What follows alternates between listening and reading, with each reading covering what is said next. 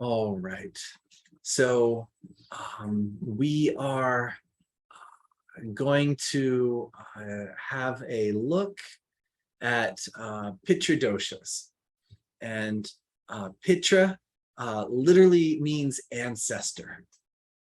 On one level, it can also mean father or paternal, and matra mean mother or maternal.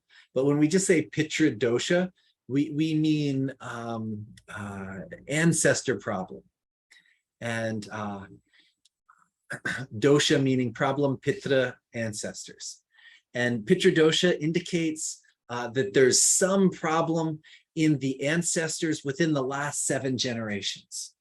So 7 generations is considered to have a direct impact on you. And in Jyotish, we can see the first 1, 2, 3 generations in the Rashi chart itself, though primarily we just want to be looking at mother and father there. And then in the Navamsha, in the D12, we go deeper into mother and father. And then in the 40th and 45th divisional, we go into the specifics of that which is the full 7 generations. What is the full 7 generations doing? What did great-grandfather do that is causing your child to have a learning deficit, or to be born without a certain body part, or to making it so that no matter what you do, marriage is not happening. All these problems that are being passed down in the intergenerational karma. These problems may disturb or block or afflict marriage, children, financial success, or bring about various emotional or physical diseases. Ancestors. I want to go deeper into ancestors for a moment, and I'm going to stop share for a moment and make it so that speaker view there, right? And so ancestors, why should we even care about our ancestors? Sometimes people, they don't like their mom, and they say, I'm going to cut her out of my life. The world we live in is a mandala. It's a mandala where everything is impacting everything. And those who've learned Argala with me know that we talk about everything impacts everything. What your mother is experiencing is having an impact on you. What you experienced in your home life and that relationship with mother is impacting your own home life, your relationship life. You can't escape it. It's there. It's a harmonic, it's a frequency. People will put on a talisman or a gemstone and want to have a shift happen, but yet think that their mother in their life is not impacting them.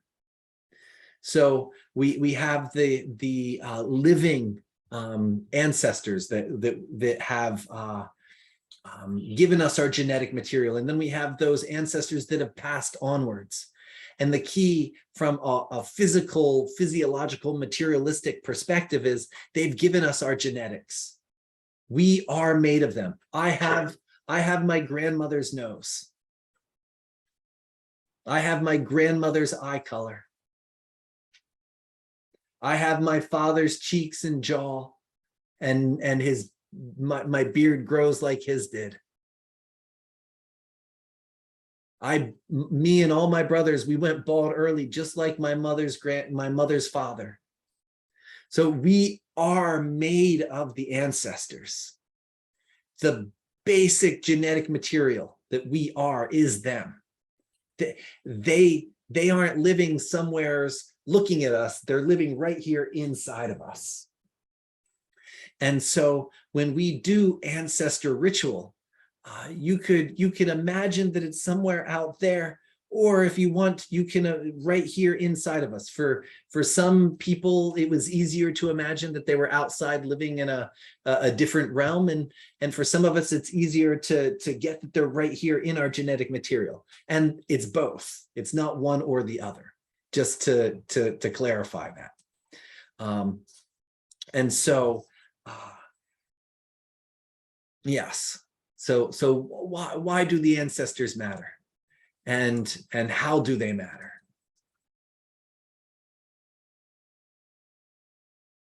All right.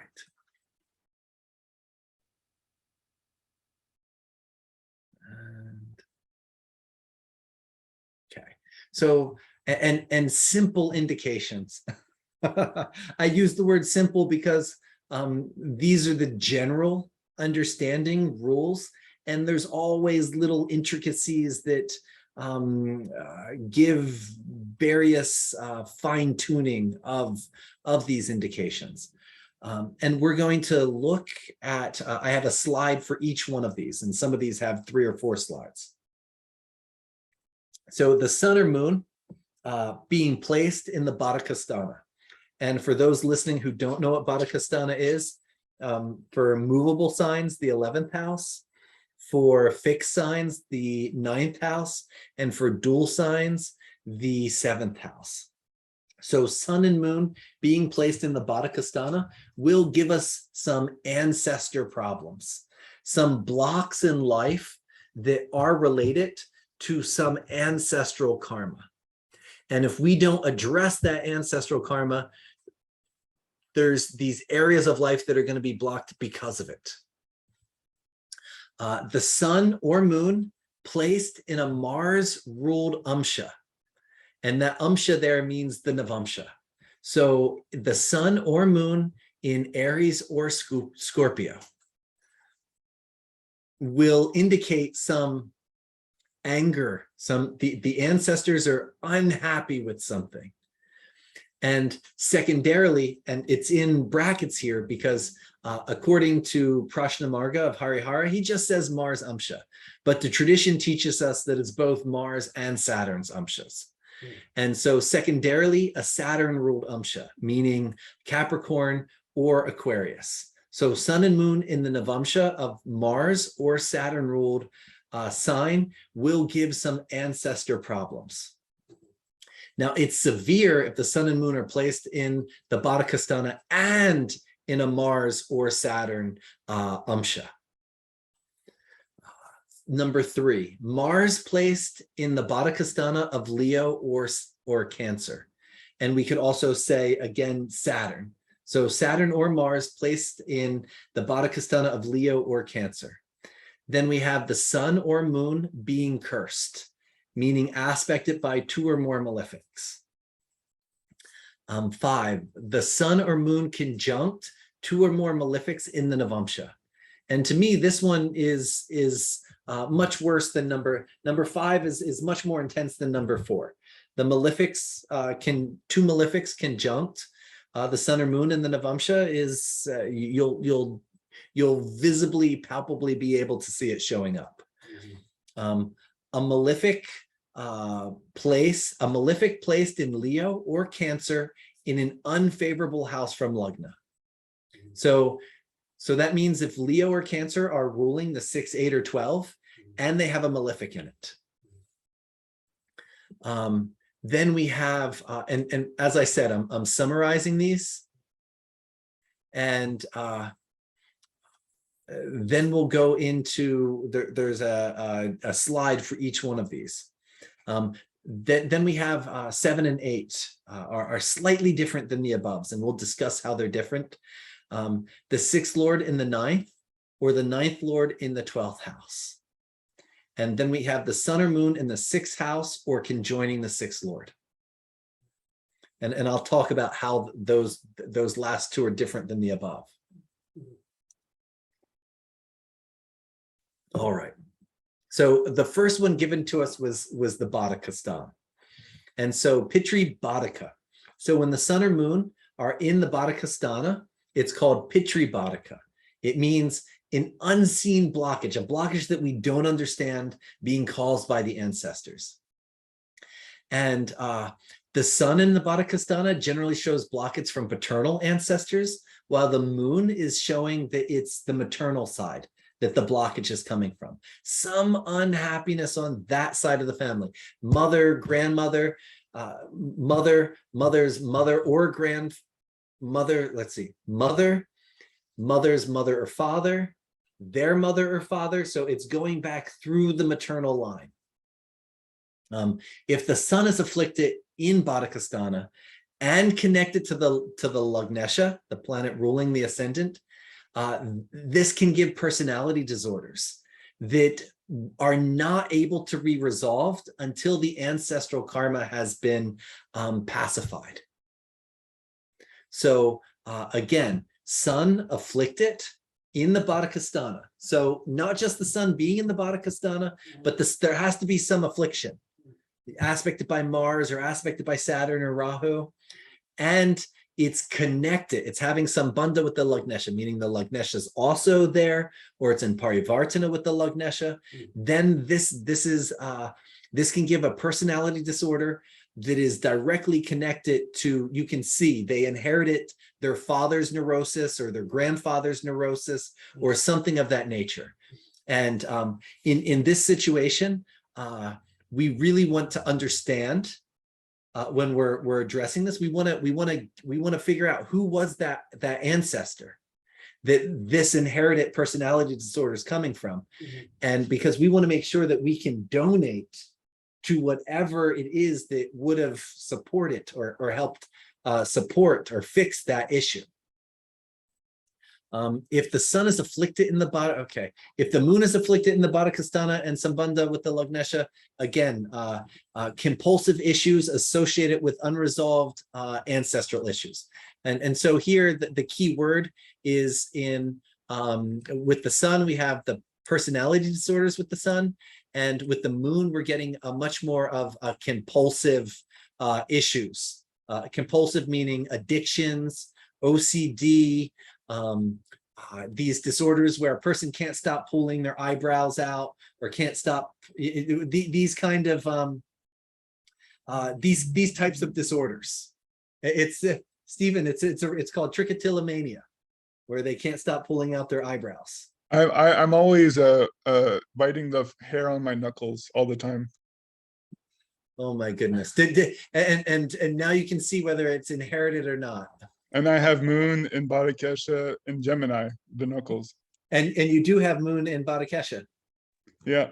Barakastana in Gemini. Barakastana. So there we go. Right? You can see there's this compulsion that is there. Straight example, right? All right. So that's our first. That's our number one. Our number one is sun or moon placed in Barakastana, right? We went into it deeper. Our next one is sun or moon placed in a Mars-ruled Amsha or a Saturn Amsha. And this one's deep. This one's deep. And so, and there's a lot to get from this one here too, if you can get it. A Pitri Shapa. Shapa meaning affliction, carried by the ancestors, is indicated when the sun or moon are placed in a Mars-ruled Navamsha or Saturn. The Navamsha lord of a planet will be compared to being conjunct a planet. So when a planet, whatever Amsha it's in, it's like being conjunct that planet. It's giving you a certain nature of that planet. Because that Amsha lord is controlling how it's acting, how it's coming out.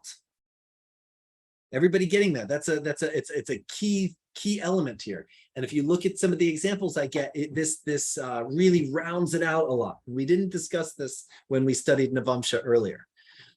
Mars Amshas can indicate breaking or destruction, which often happens quickly. So Mars gives this quick breaking. And so I give the example of Venus is in a Mars-ruled Navamsha in a chart.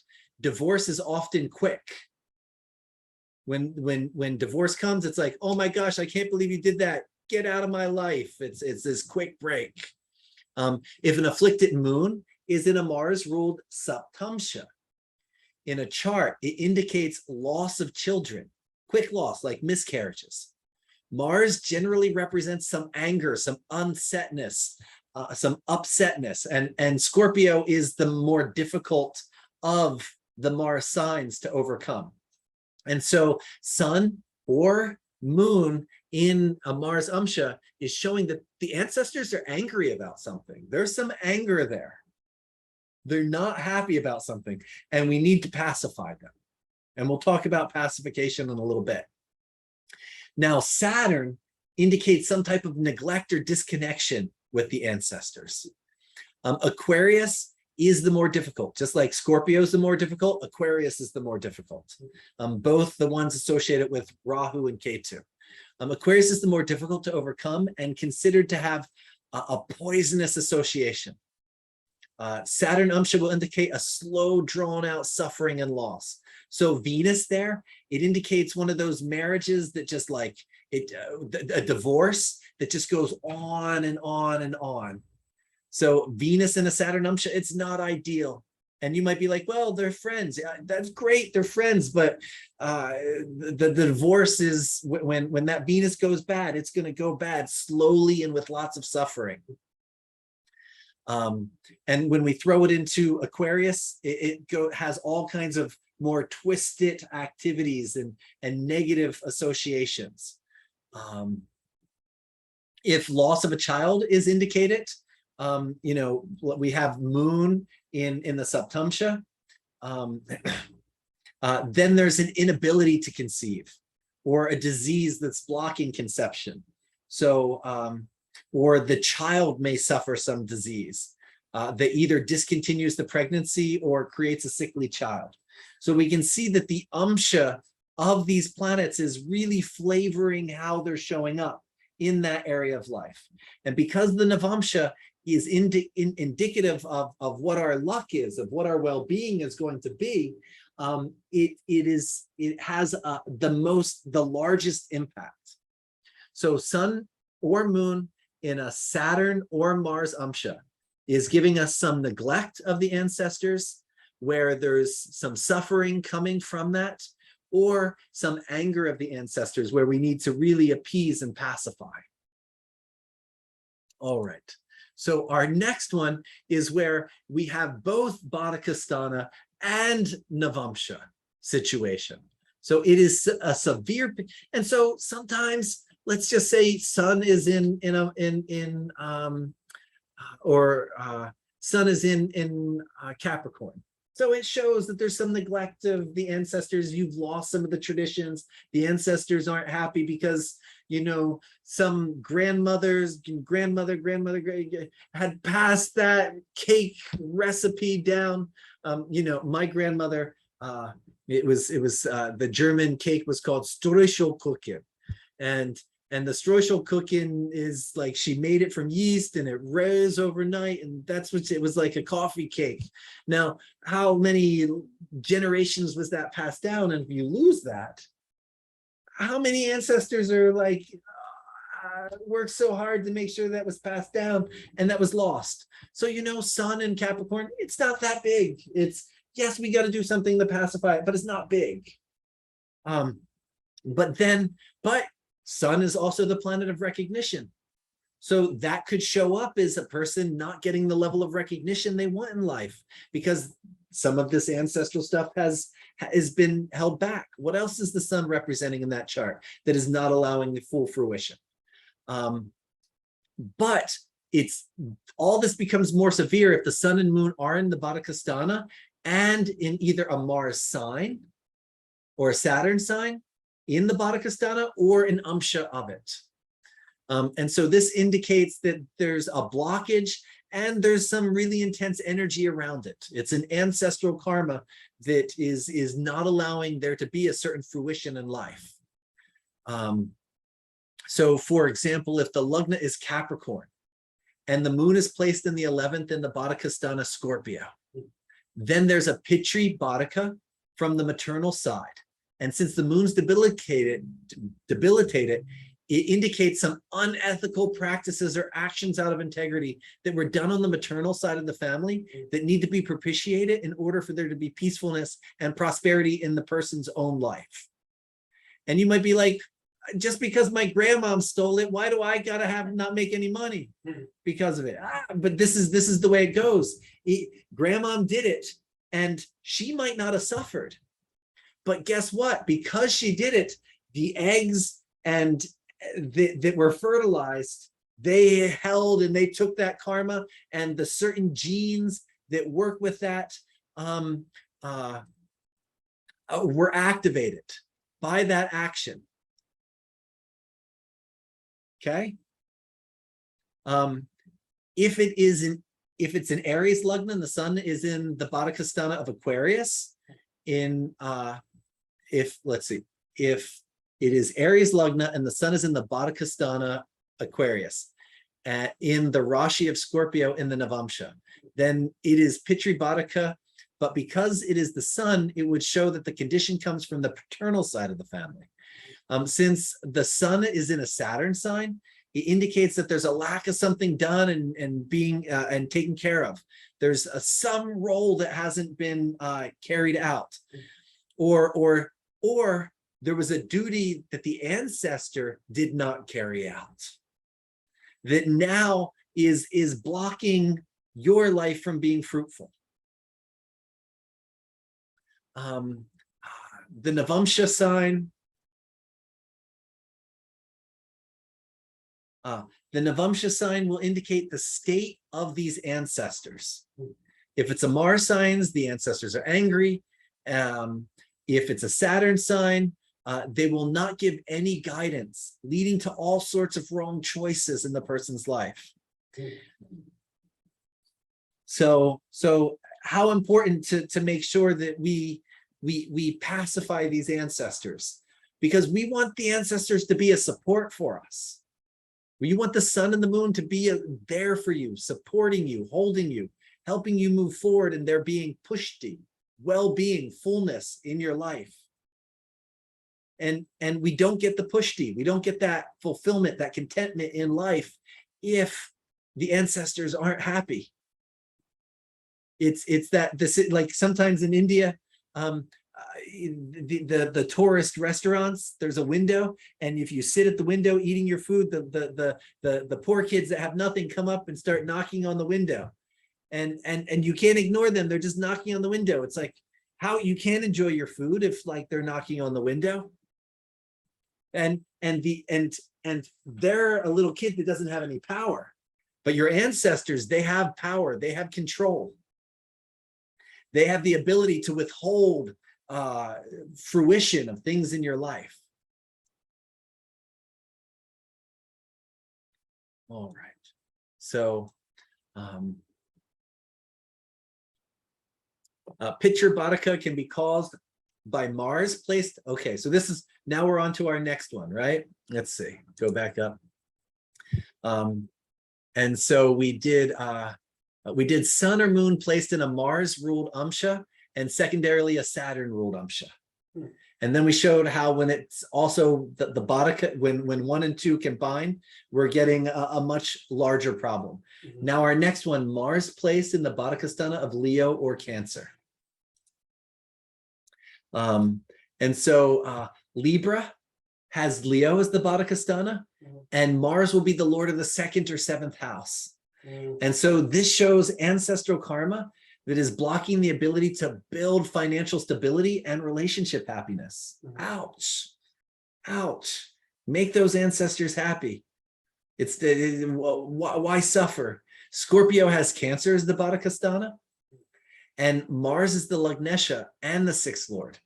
And so it causes bad decision making that leads to all type of problems. Saturn is the Barakastana of Leo and Cancer, and can also indicate the Pitri Badaka. And Rahu, man, if Rahu is in the Barakastana, it indicates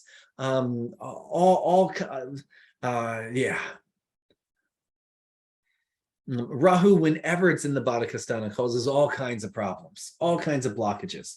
And then when it's in the Barakastana of a Libra or a Scorpio, then it wasn't just you in a past life that did the bad karma, it was your family that did the bad karma. And so, and this little picture is somebody doing Pindadana. And so this is a ritual that's done to feed the ancestors. And we will talk about that in the video below. All right, so a little note on timing. So Pitri Bhataka combinations in a natal chart, they often will indicate lifelong issues that a person goes, they'll suffer them, they'll come out of the suffering, they'll go into the suffering until there's resolution. And issues become more pronounced in the Vimshotri dashas that activate the planets or signs that are related to the sun and the moon. And also we have something called Rashi Dasha, where the sign becomes activated. And the Rashi Dasha of the Barakastana will also cause problems. Puja is required if the problems being suffered are shown to be related to the temporary active Pitri Bhataka. And so ancestor issues can also be seen in a horary. Somebody says, what's going on? Why is this a problem? We can look, we can see this also in maybe somebody was born with no ancestor problems, but they did something that made the ancestors unhappy in this life. And so that Kriyamana karma shows itself in the prashna. All right, so let's see. And so we did Mars placed in the Mars or Saturn placed in the Barakastana. When Leo or Cancer are the Barakastana, when Mars or Saturn are placed there. And we can also bring in Rahu, but Rahu brings a whole other element that's discussed in Science of Light Volume 2 in the Bhataka chapter. That's a little bit more complex than just the Pitri dosha. So then we have the sun or moon being cursed. And then we have the sun or moon conjunct two or more malefics in the Navamsha. And I cover the Navamsha, or no, I guess we do Navamsha, we cover the Navamsha first, and then we do the curses, because that's a little bit bigger. The sun or moon conjunct two or more malefics in the Navamsha.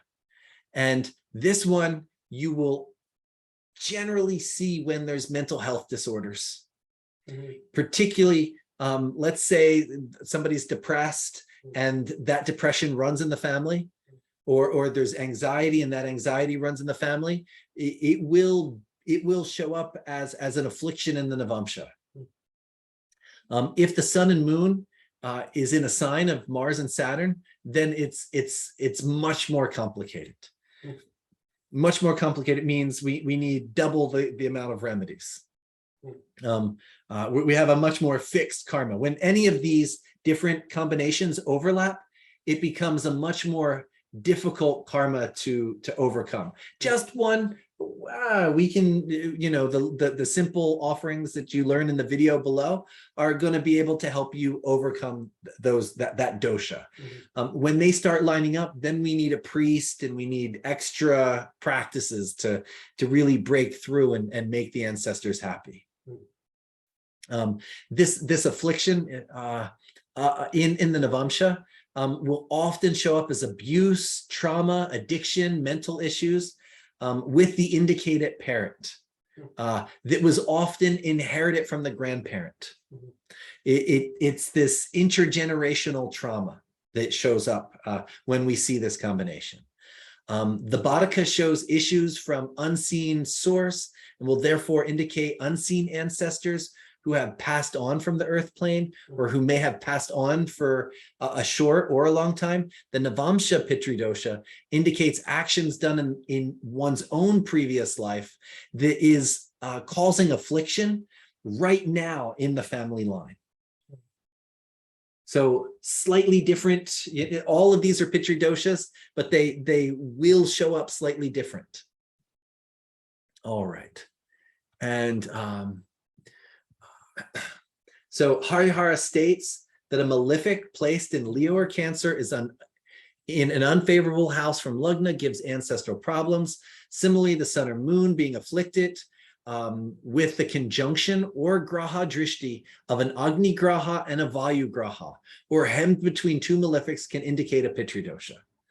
So in this combination for a full Pitri dosha, it can't just be two malefics like Saturn and Rahu. We need to have Saturn and Mars, or Saturn and its conjunct Ketu, or it needs to be Mars aspected by Rahu. We need a Vayu Graha and an Agni Graha. And are there any benefic Agni and Vayu Grahas?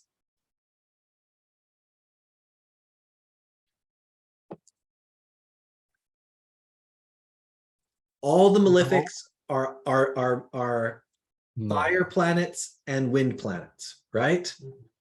So the nature of them is they're the basic nature. It's a type of maleficness in those elementals. All right. So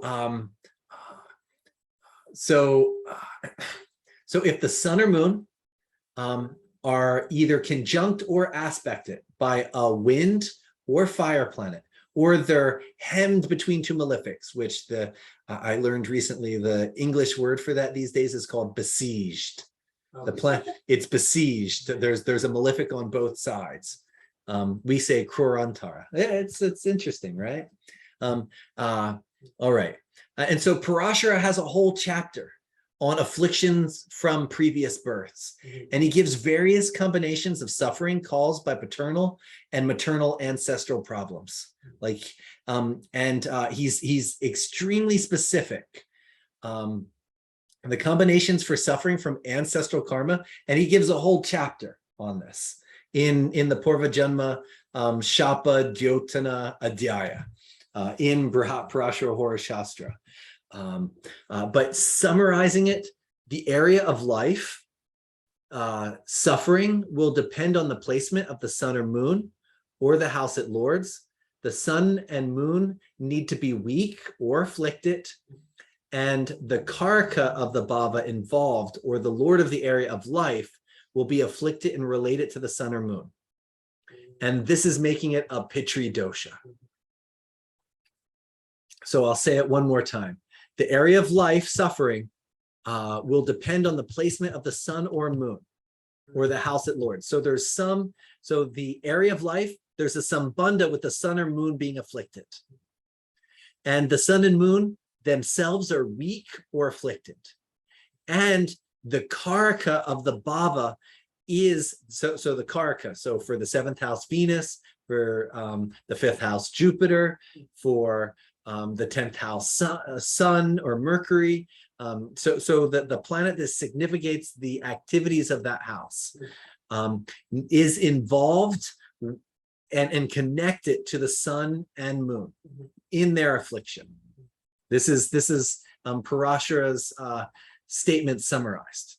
And so, for example, Parashara says there can be no children caused by a paternal ancestral problem when the sun is in a Saturn Navamsha, is debilitated in the 5th house, and hemmed between malefics. So we can see that the sun, it's in the house of children. So the sun and children are, and the house of children are connected. Sun is in a Saturn Navamsha, so we can see the connection there with the Amsha, and it's a Pitri dosha, and debilitated in the 5th house, and it's hemmed between malefics, so it's suffering. Or no children caused by paternal ancestral problems when the sun is lord of the 5th house and conjunct a malefic and hemmed between malefics. Or no children caused by paternal ancestral problems when Jupiter, the karaka for children, is in Leo, the sun sign, and the sun is conjunct the 5th lord with malefics in the 5th house. So you get how the house lord, and the karaka are all being tied to this afflicted luminary.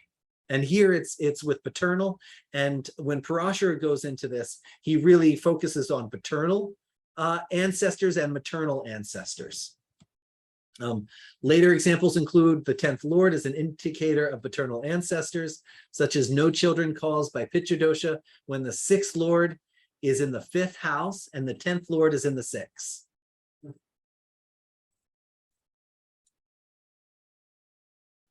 let's see, a little bit more here. A simplified look at these examples indicates that the planetary affliction showing no children is strongly linking the house lord, and the house karaka of children to an afflicted son or an afflicted house of paternal ancestors. Similar combinations for the moon and fourth lord show maternal ancestral problems.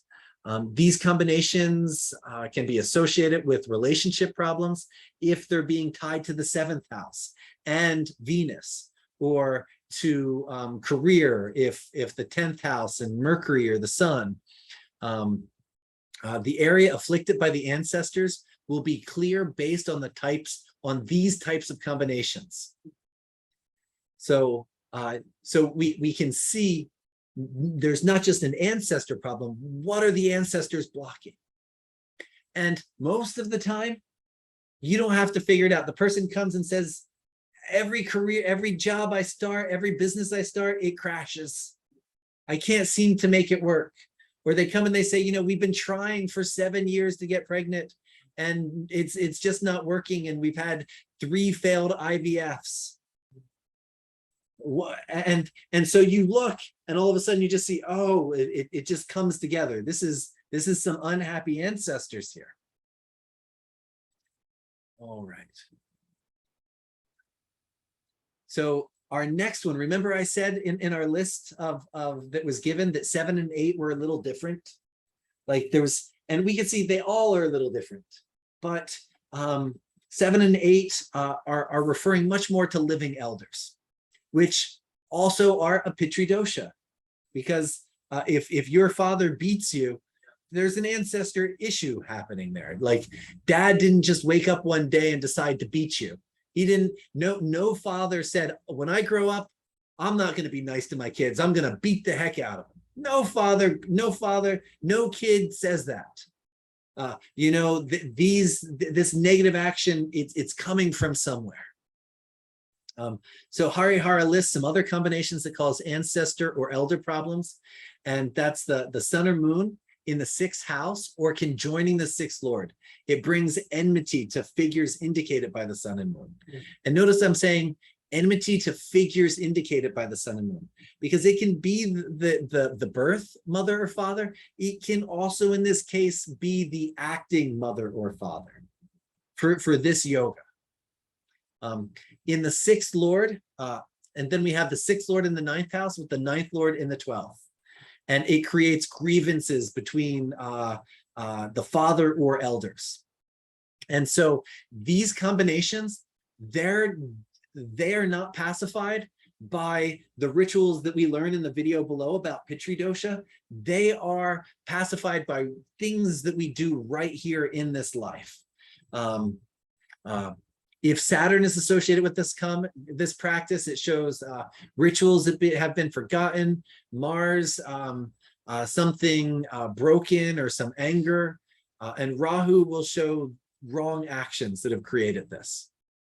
And I have a quote here by an author named Daniel Four.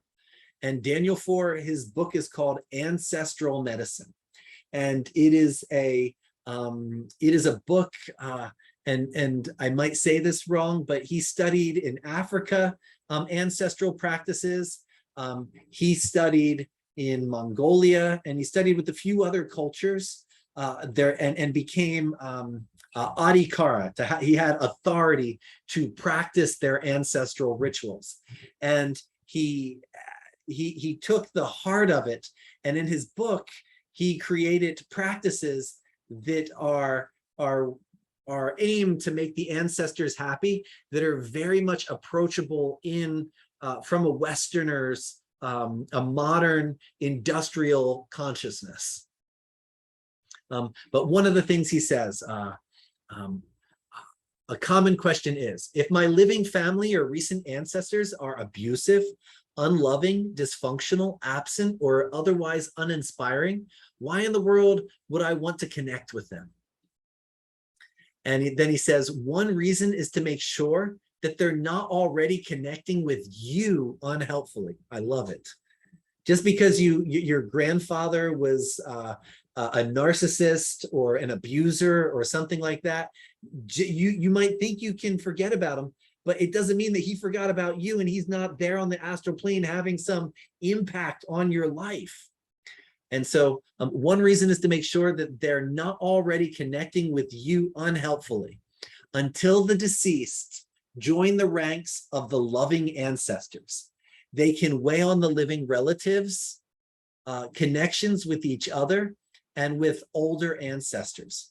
Conversely, their successful transition may free up old blockages and support personal and family healing.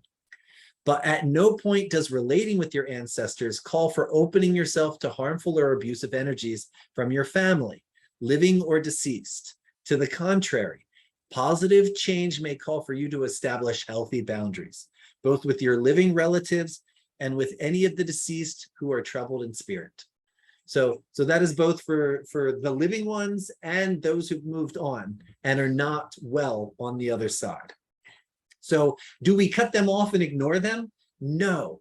Do we allow them in our life causing problems? No. There's a medium there. And I tell people, they're like, oh, I haven't talked to my mother in years. I said, do you send her anything? They're like, no, I don't. I said, why don't you send her a card on her birthday that lets her know what you're up to? And who cares if she spits on it and throws it away or whatever the relationship is? That's her karma, not your karma. Your karma as a child of this person is to ensure that they know what's going on, they know what their children and grandchildren are up to, and so we can keep connection and keep a healthy boundary. It is possible. And if it's not possible for you, that means there's a realm that you need healing in. Because if that boundary is not possible for you to keep, then you know you have work to do with that. And maybe you need to see a therapist or something to do a little work on being able to manage that in a good way. And all our ancestor rituals and mantras will help and support with this when we get into remedies. All right, and we get into remedies now. So Daniel 4, I talk about his book and that I recommend it, along with the Vedic and Tantric mantras and planetary charities. So,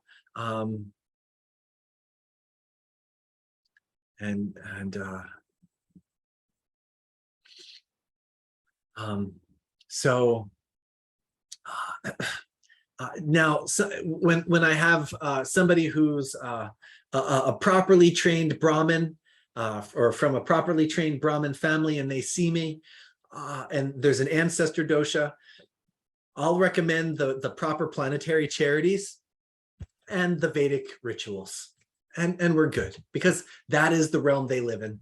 And when they go to a Vedic priest, they're going to a proper Vedic priest. Now, when a 30-year-old who grew up on the East Coast and moved to San Francisco and doesn't have roots and doesn't have any connection to the Vedic tradition, at that point, only having them connect with the Vedic priest can often be kind of strange. So starting them with Daniel 4's book, I find very beneficial. And then I work in either some tantric mantras or some Vedic practices and planetary charities. Planetary charities to whatever's afflicted is always going to be beneficial, because when we're giving, so for example, if I had a client once with severe mental issues, and they came from a line. Their family wealth came from, it was colonial, where the family came over and they had a silver mine in Brazil, and what they did to the native people was very disastrous, and that disaster to the native people, I said, your family's wealthy, like, have you started a school for the native people? Have you done, like, what have you done to give back? What has your family done to give back? And there was no concept of giving back. Like, oh no, not like, And so really creating either their own organization if they have the money, or donating to an organization that can be a support for that. We want to look at what is the potential issue that created this. And if we don't know the potential issue, then we just do it based upon the karka of the planets afflicted. And half the time when I do it based upon the karka of the planets afflicted, the person will be like, oh, my grandmom, da da da da da. Like literally it's you get it by accident. So for Hindu clients who aren't who aren't in a very strong Brahmana lineage, I recommend PVR Narasimha Rao's manuals. He teaches he has a Tarpana and manual that he teaches how to do Tarpana, and a small video that goes with that. And there's a bigger discussion in the video below by Acharya Virag. Between Daniel Four's book and PVR Narasimha Rao, those two materials are really good at answering the majority of questions that may arise for people. And PVR Narasimha Rao, he clarifies that some belief systems in India and primarily South India, but believe that only the oldest man in the household is allowed to worship and make offerings to the ancestors. And Narasimha makes it clear that this is a constrictive opinion, and that women and any aged individual can make offerings to the ancestors and do work to clear ancestral karma. So if at any point you're looking at a chart and you see it, and the person says, oh, my dad doesn't let me do that, or my dad does that, or oh, my brother does that, and you can sit there and say, is your brother doing it properly? Is your brother, is he just like, is he actually doing it? And is it enough what he is doing? So just to be aware that our lineage does not support that only the oldest male in the family is allowed to make offerings to the ancestors, and that anybody in the family has the ability to make these offerings.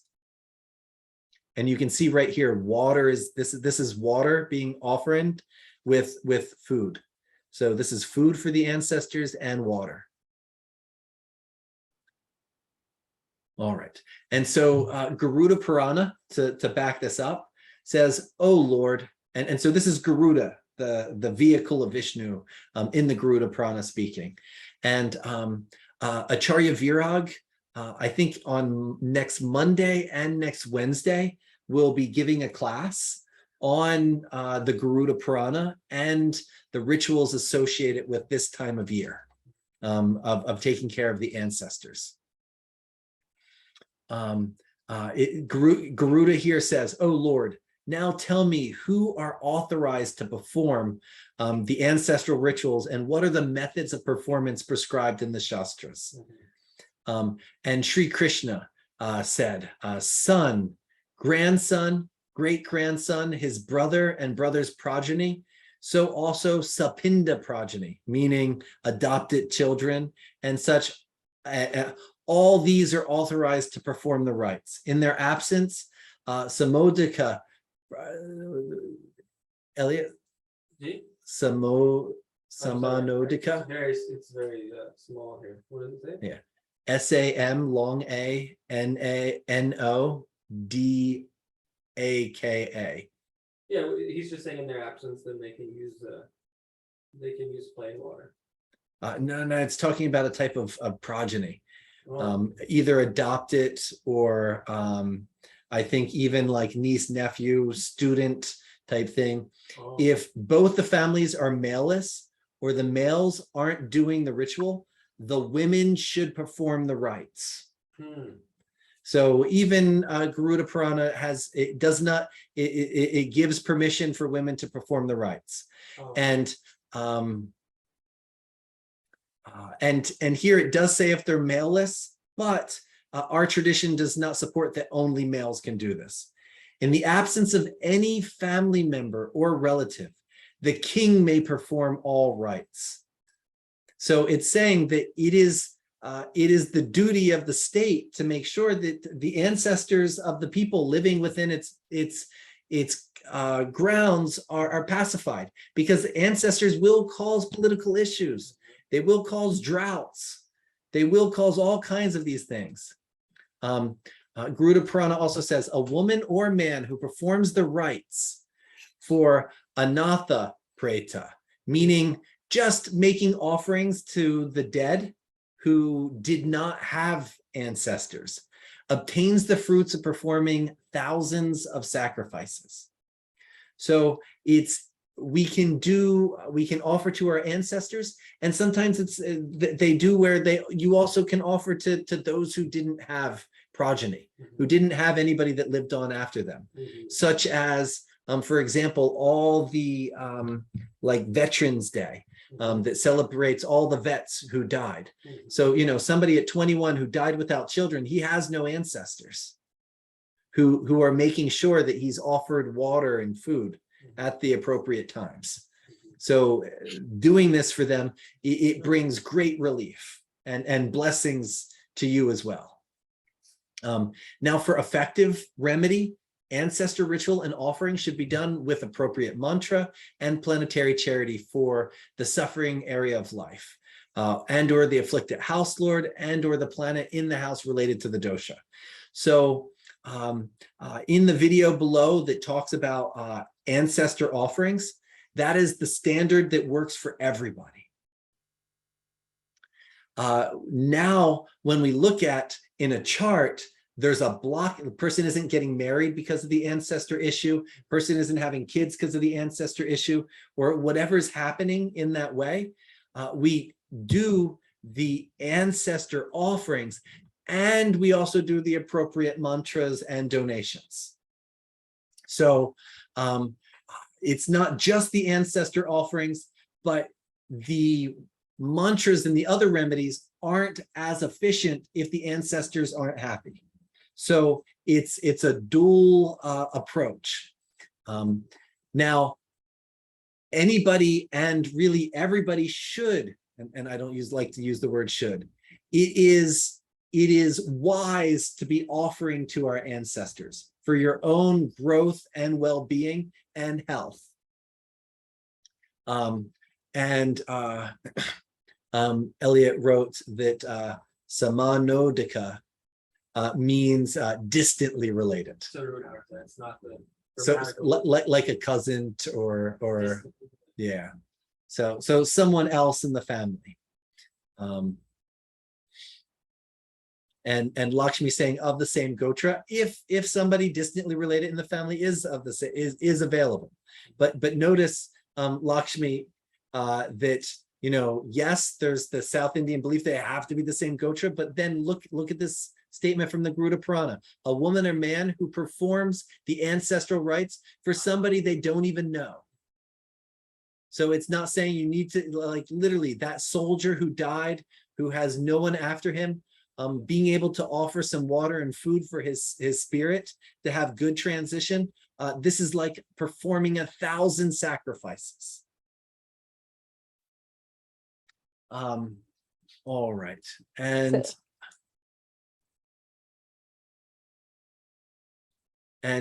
so generally, the more afflicted a planet or house involved will indicate the type of people who were previously hurt, and indicate the actions or hurt done by them. And we kind of went through that with everything above. And so we want to make sure that we are doing a remedy that is balancing that karma. Planetary charity to the signification of the afflicted planet and house helps to pacify the negative karma from the past. Mantra is chosen based upon the planet sign that has the ability to bring and support the resources to overcome the ancestral dosha. So we have our general care of the ancestors, and then when they're blocking something, we take care of them, and then we make sure that the remedial measure is implemented. All right, and So the next slide says examples, and I'm not going to do the examples right here. The examples can be found at my website, shrifreedom.org, and underneath the remedial measures, we have Pitri dosha right under Naga dosha. So Pitri dosha, and there I give two examples of Pitri doshas that are blocking someone having children. And so our last little element to go into is, so when do we do ancestral rituals? And I talk about this again in the video below, but this video is made first, so I don't even know what I'm saying in the video below yet. The most common time to make monthly offerings to the ancestors is when the evening, when the sunset falls on Amavasya. So it's not the sunrise Amavasya, but the sunset Amavasya. So if Amavasya is from 2 in the afternoon to 8 the next day, or it would be more like 11 the next day, then it's the day that it started at 2 and it hit the sunset. If the Amavasya starts 2 hours after sunset, then it's going to be the next day that the ancestral offerings are made. So it's the sunset that hits the Amavasya. And Amavasya, I give a little note down here, Vedic Astrology, Amavasya, the dark moon, also on the same website I mentioned, that describes what Amavasya means. And here I mention a website, Devaguru Panchang, and that is a way to know which day is Amavasya. So you can calculate it for your area of what day of the month to do the ancestor rituals. And so we, as somebody who doesn't have an ancestral issue, we offer to the ancestors once a month on this day. We give them some food and some tarpana, some water, to make them happy. And we do it once a month because a day of the ancestors is equal to a month in the material world. So for us, from new moon to new moon is 1 day in the spirit world, where the dead are.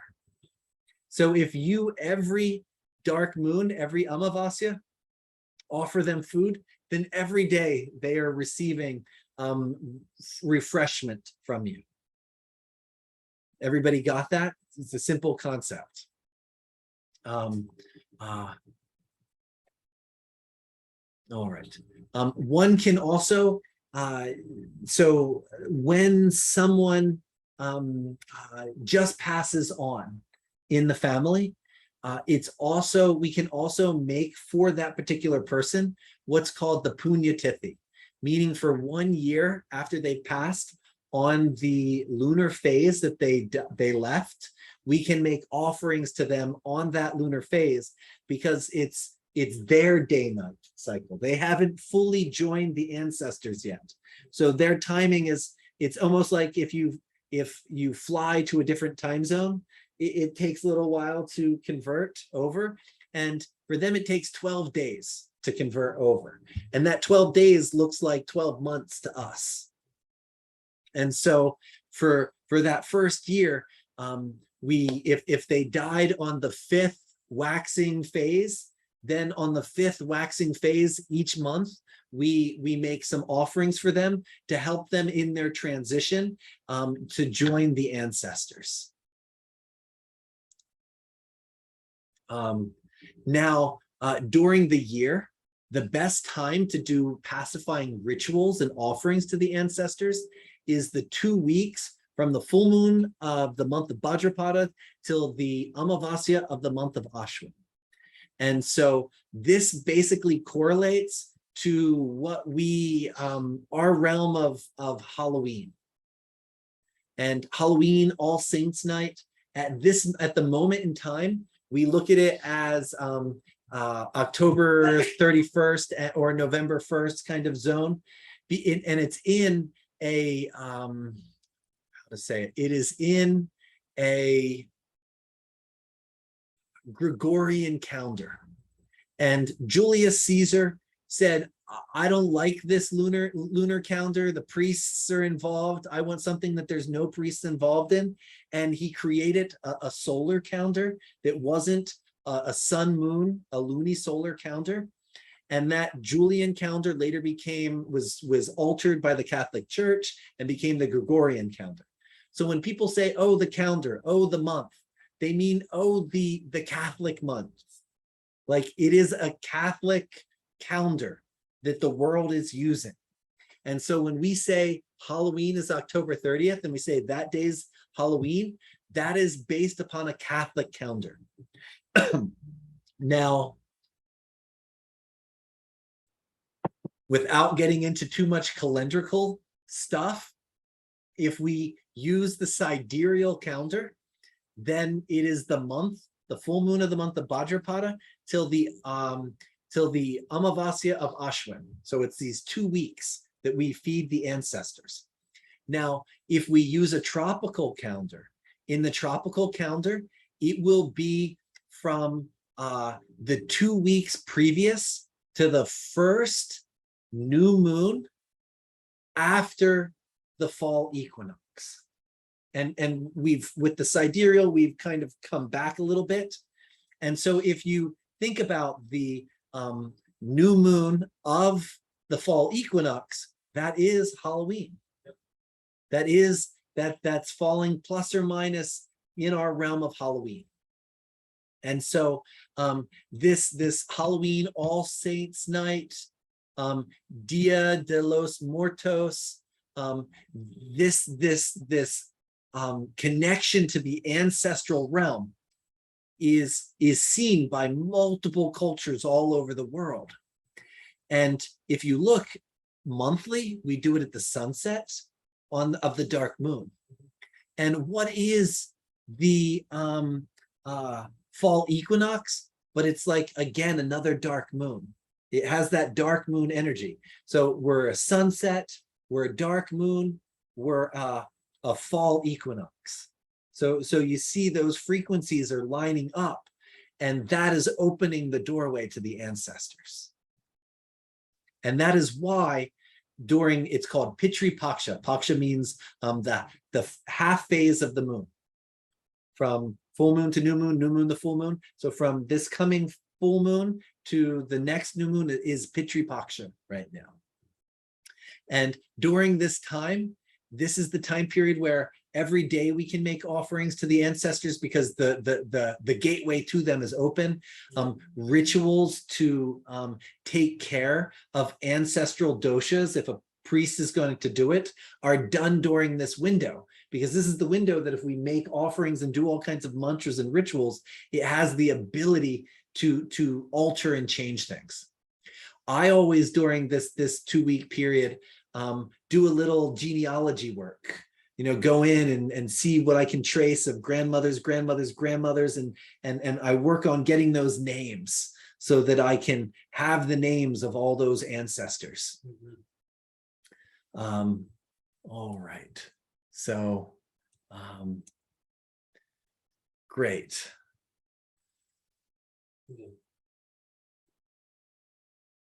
And so that concludes this portion of talking about Pitri doshas and taking care of our ancestors.